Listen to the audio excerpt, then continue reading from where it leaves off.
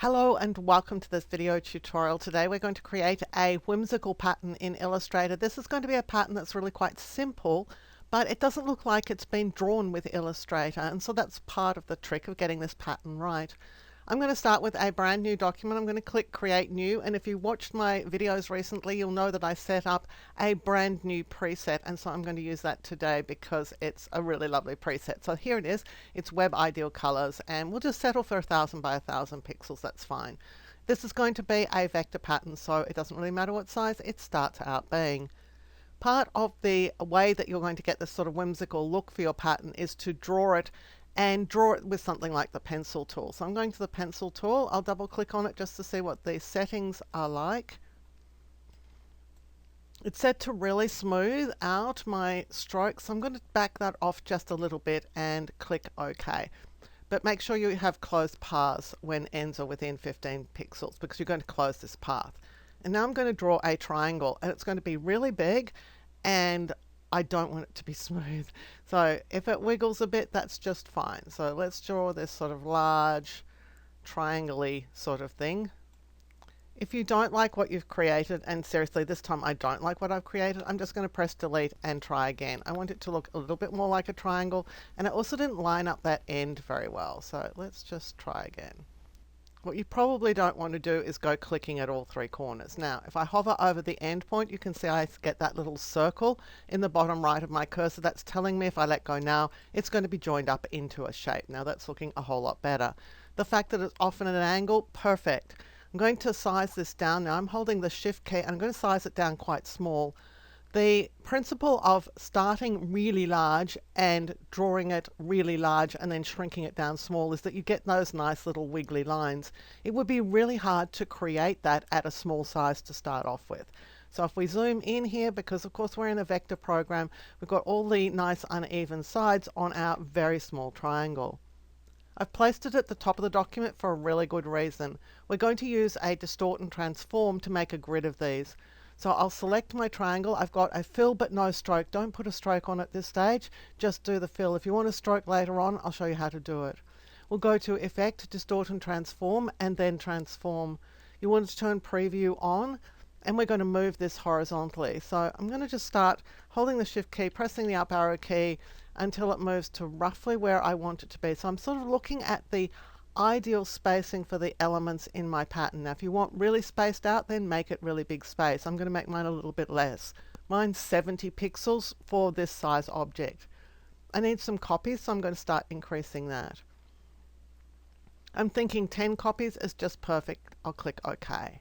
Now I want to do the same thing, but I want to come down. So I'm leaving everything selected, Effect, Distort and Transform, and then Transform. Click here because you do want to apply a new effect. You don't want to change this one. That one's perfect. We want a brand new one. Make sure preview is turned on.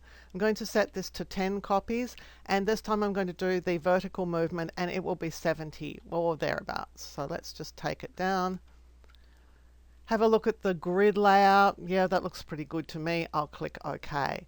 Now we're going to expand this because if we have a look in the layers palette, we will see that we have a path here. So it's just a single path, and the path is in effect that single object up in the corner. If you have a look in the appearance panel, you'll see that we've got a filled shape here and two transforms on it. And so the two transforms are not actually baked into the shape. So we don't have all of these shapes. We've just got one shape that's being transformed.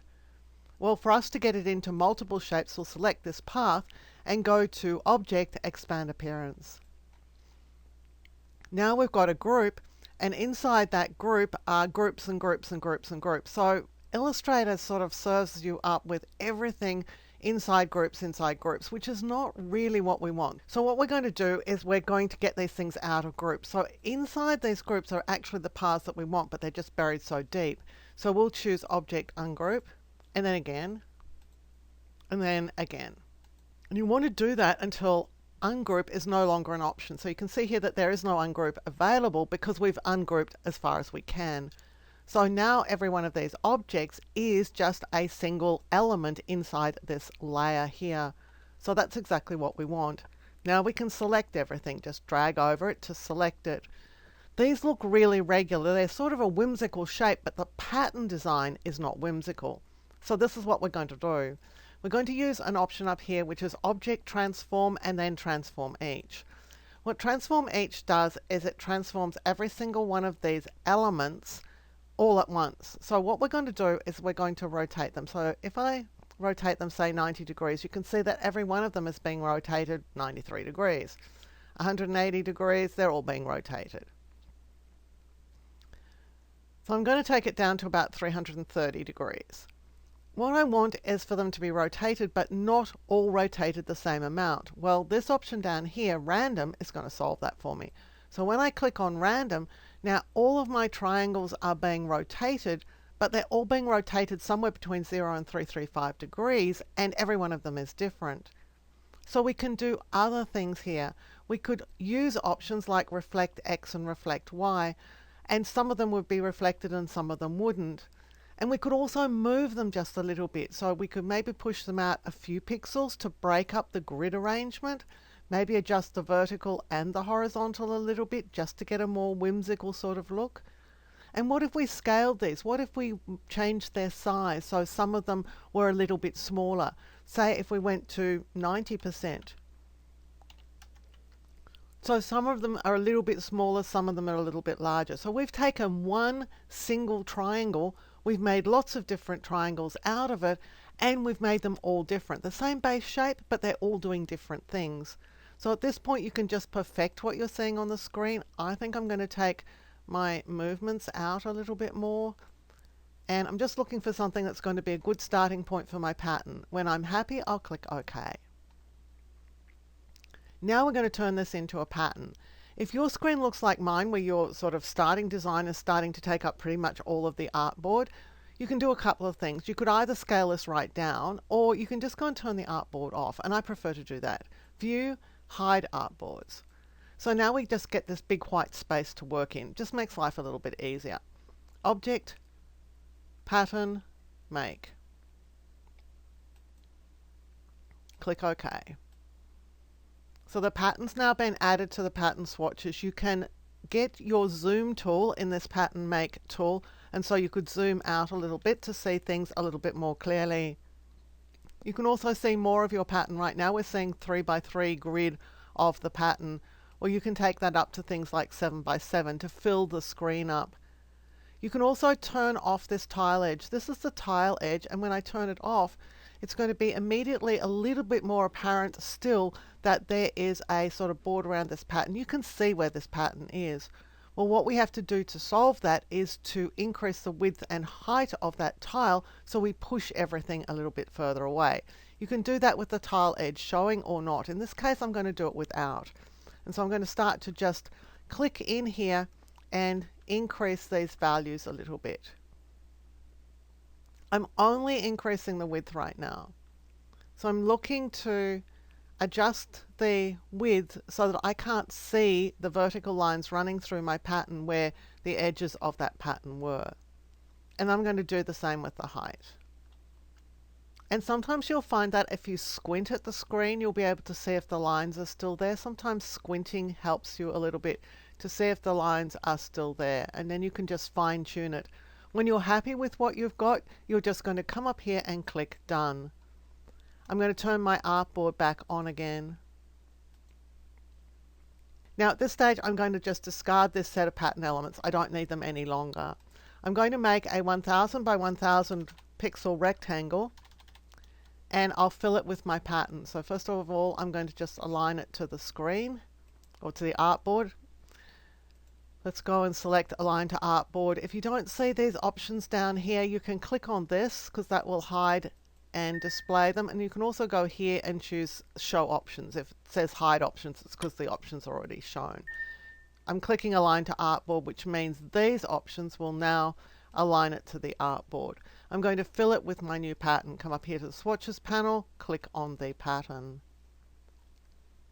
You can make it smaller if you want to. Object, Transform, Scale. So this will just scale the pattern inside the rectangle that we have here. So you turn Preview on so you can see what you're doing, and then scale it down to say 60% of its size. Of course, you don't want to scale the object, you just want to scale a pattern, and I'll click OK. So that is what our whimsical seamless repeating pattern looks like. And you can take that pattern swatch to Spoonflower, you can fill a document with it, and it's going to be a seamless repeat. But remember I told you that you could actually have a border around the triangle. So this is what we're going to do. This is the pattern here, so I'm going to click on it. And when you do, you open it back up in the pattern make dialog. So what I want to do is save a copy of this pattern. So I'm going to click save a copy, and I'm just going to leave it as new pattern 2. So a new pattern has been added to the swatches panel, you can see here. Any additional changes made while in pattern editing mode, which is what we are now, will be applied to the original pattern and not the copy.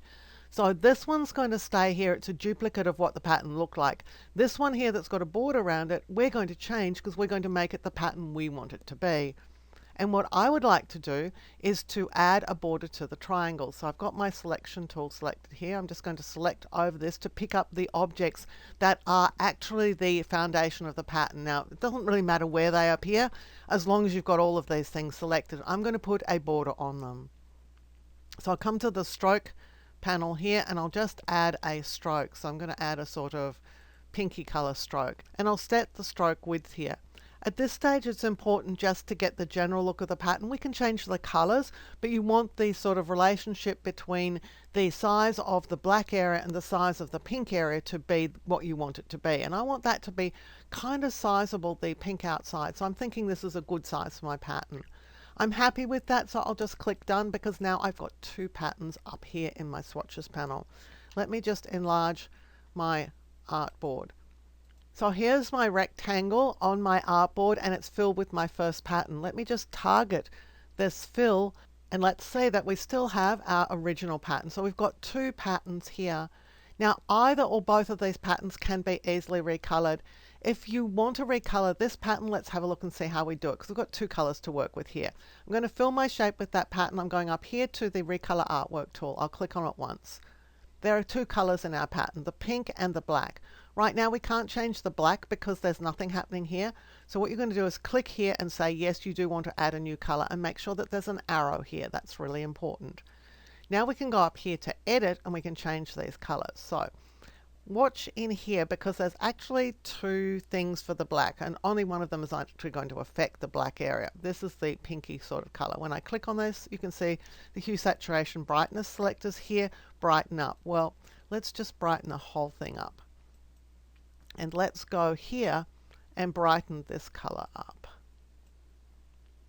And that's the one that is controlling the color in the pattern. If that didn't have any effect on the pattern, then just go to the other one, because then that will be the one that's controlling the pattern. In this instance, it's this one. So now, once we've got it to where we can actually see it, we can start moving it around. And so you can peg where you want these colors to be. You can make any color pattern that you like.